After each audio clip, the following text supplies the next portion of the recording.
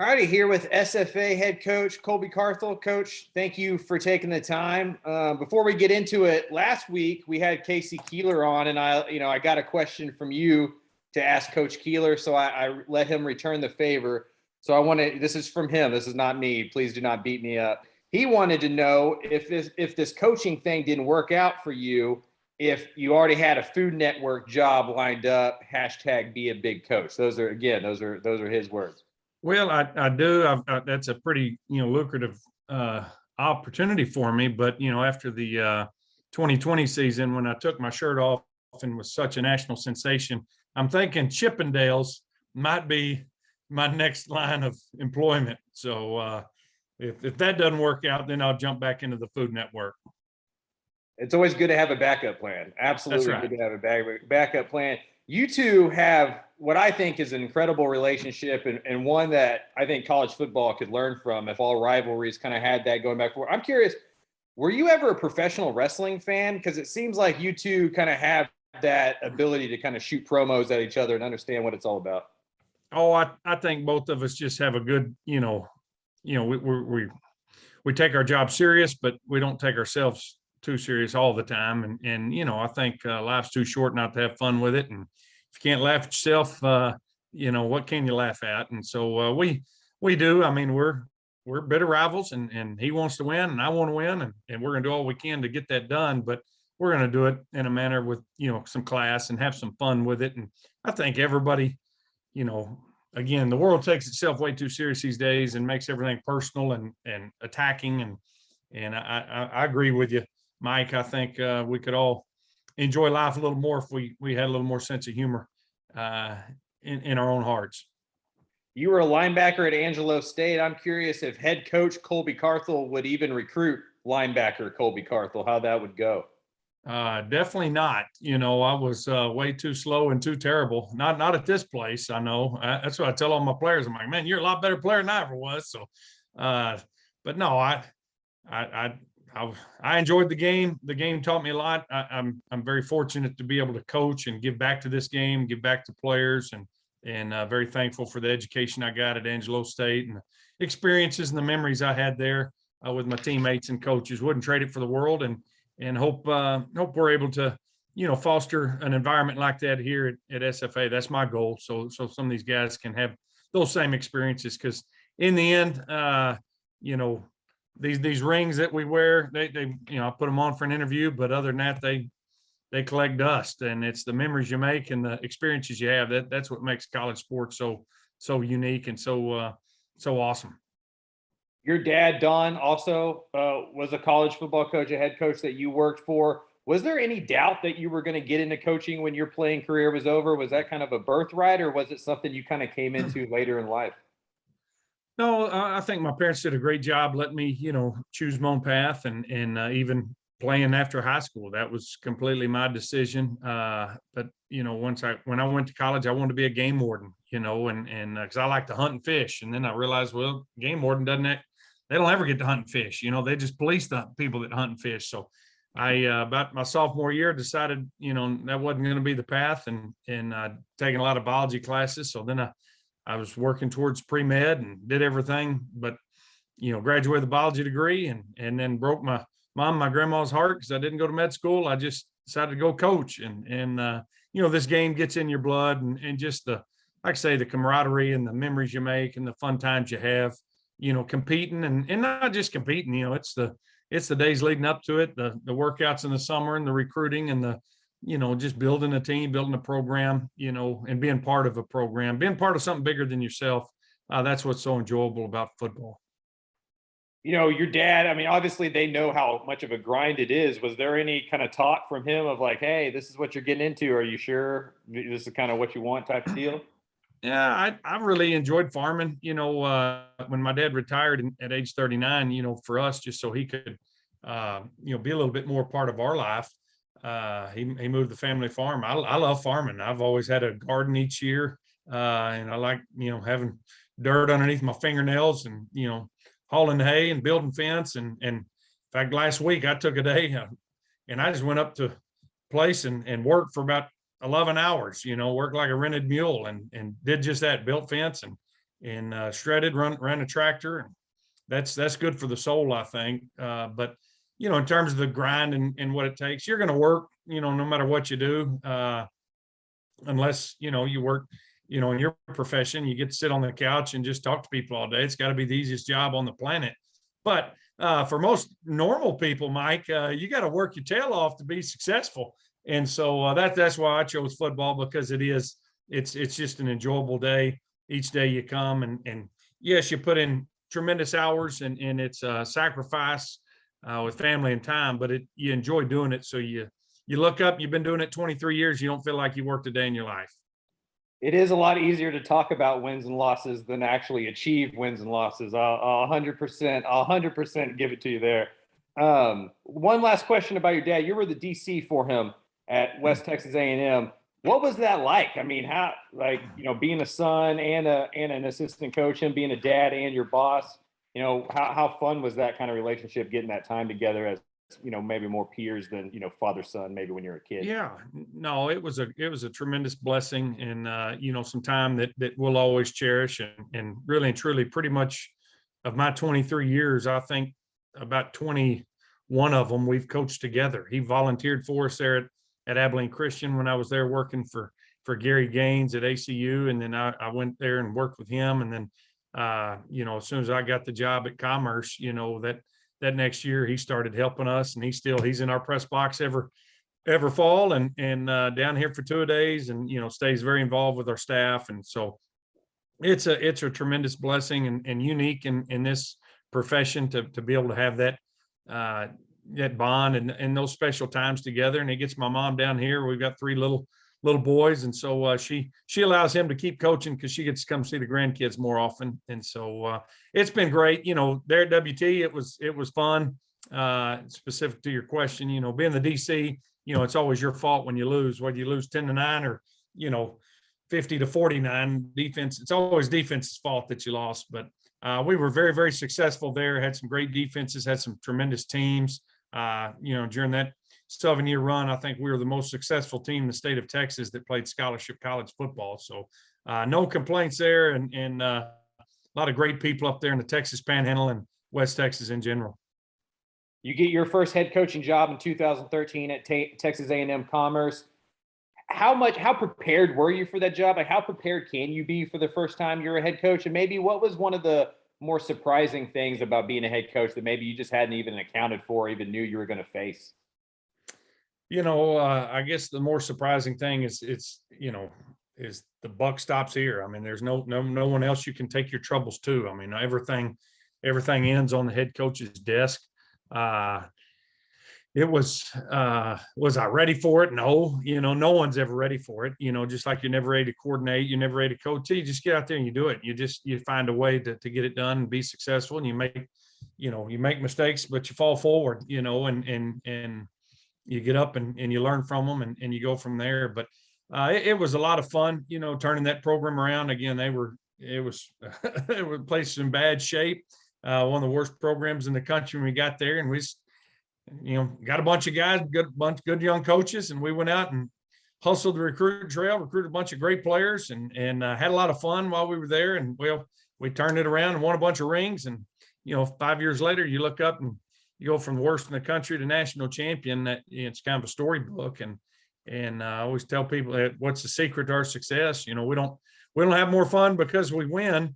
We win because we have more fun. And we've kind of tried to instill those same qualities and the things we did there at A&M Commerce. We've tried to build this program on those same foundations, and I think the success has found us here as well, and kind of seeing history repeat itself.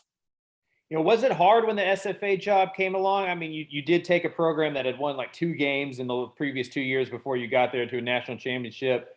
Was it just time to kind of move on to the next challenge, or was there kind of some apprehension of, you kind of built this thing, did you want to kind of stay and see it through a little bit? How did that work for you? Oh, God's got a sense of humor, and, I always follow his plan, and his plan's perfect. But, in September of 2018, my wife and I, we bought some land, some acreage there outside of Commerce. We were getting ready to build a big house on a property out off a dirt road, and our kids go to North Hopkins County School, and stay there and win 10, 12, 14 ball games every year, go to the College Football Hall of Fame. And then 2 months later, this job came calling, and just, we tried to say no 100 times, but every time, the good Lord opened doors and pointed us in this direction. And Ryan Ivey, our athletic director here, was the AD that hired me there at Commerce, and he had left and gone to Austin P and turned that program around, and then came here. So, this profession, a lot of it is,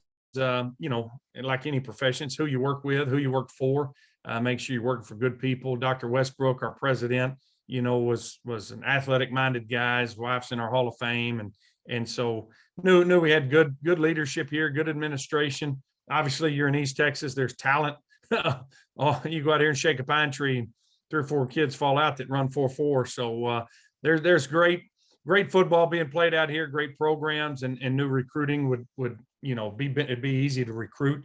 And so, again, we tried to stay because we love Commerce, still do. We've still got that place. We go up there all the time, lifelong friends there within that athletic department, within that community, a fantastic place. But I've really been thoroughly enjoyed and been very blessed here at Nacogdoches. They've welcomed us. We're not a bin. We weren't born in Nac, but we got here as soon as we could. And this community's been fantastic to us and our family and this program in general. That kind of leads me to my next question. Texas is such a big state that like each region kind of has its own kind of vibe and identity. What are some of the differences between West Texas and East Texas? Well, after I finally got over my claustrophobia, because here there are trees everywhere. And, where I came from, you had a tumbleweed that blow by every 2 or 3 minutes. But other than that, there were no trees and not much water. The only water you could get was what you pulled up out of the ground, irrigating.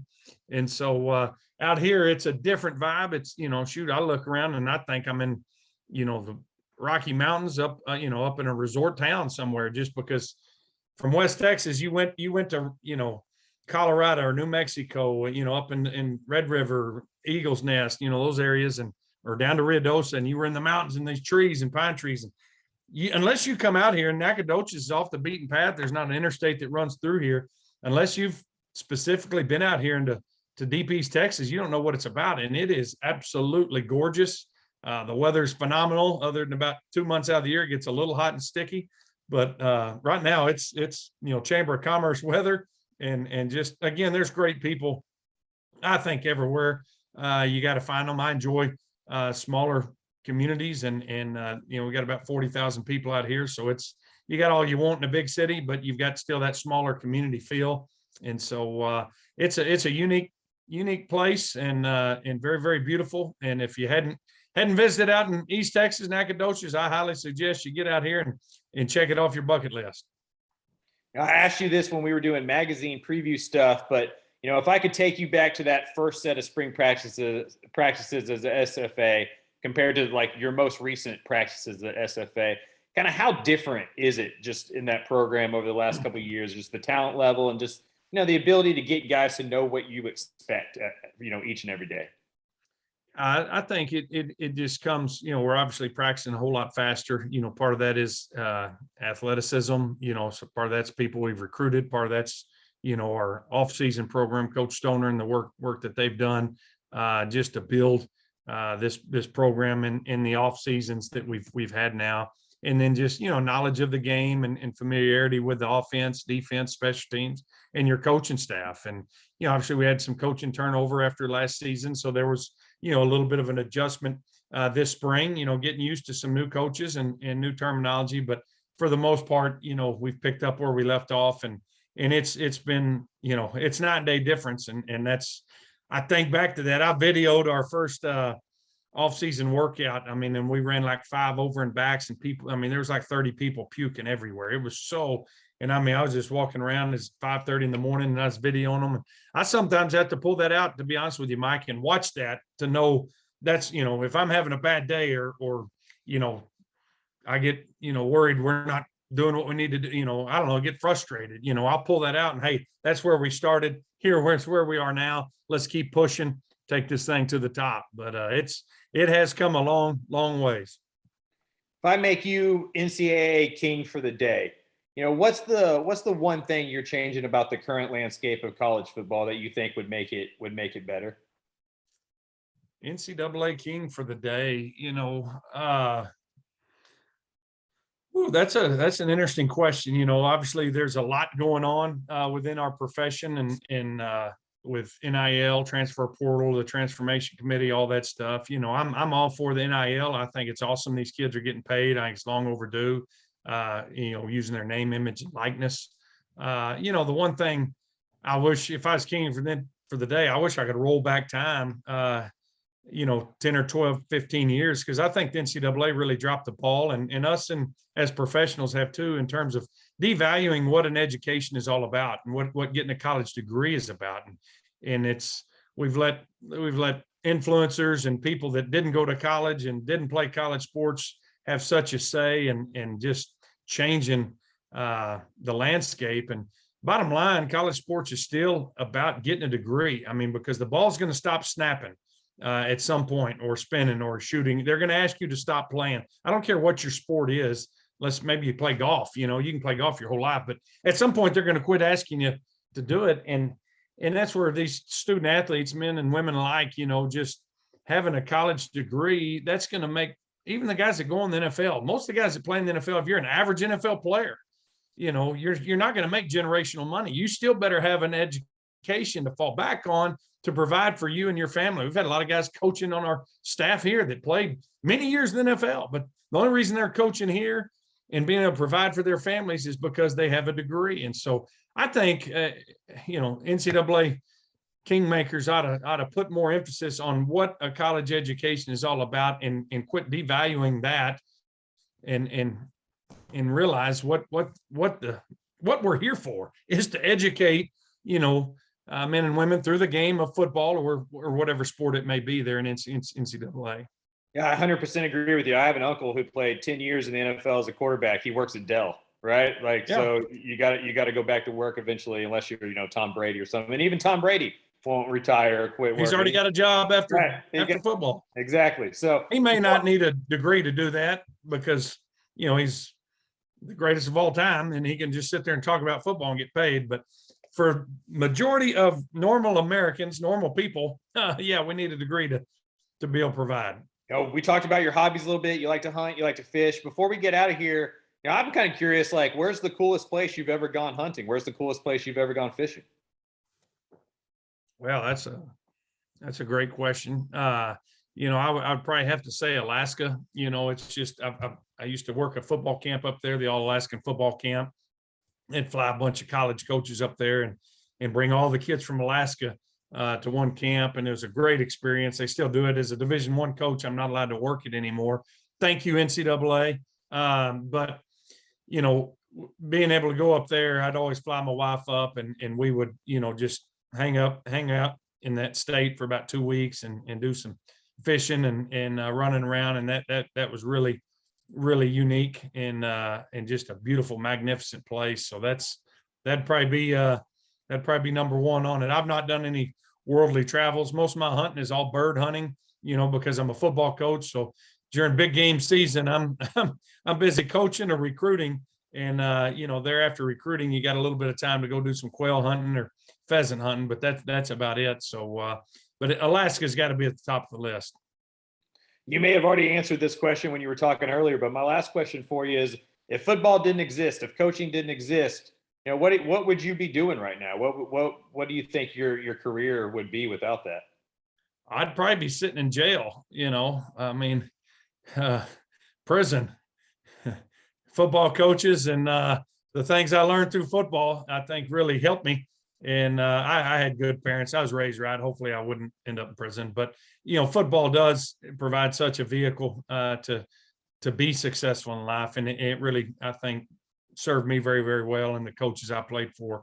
But in terms of just my profession, I do enjoy, like I said earlier, farming and come from, a long family history of farmers. And so probably be living the good life, fighting the dirt and the dust and the wind and the rain, the hail and everything. The farmers, man, they don't get enough credit, and they're what keep this country rolling. And so if you see a farmer today, Mike, give them a hug because they need it. It's a tough profession, but I enjoyed it. I enjoyed, like I said earlier, just being outside and working with my hands and some good old manual labor is good for the soul. So I think that would be a profession that I would, have probably worked towards, farming and ranching.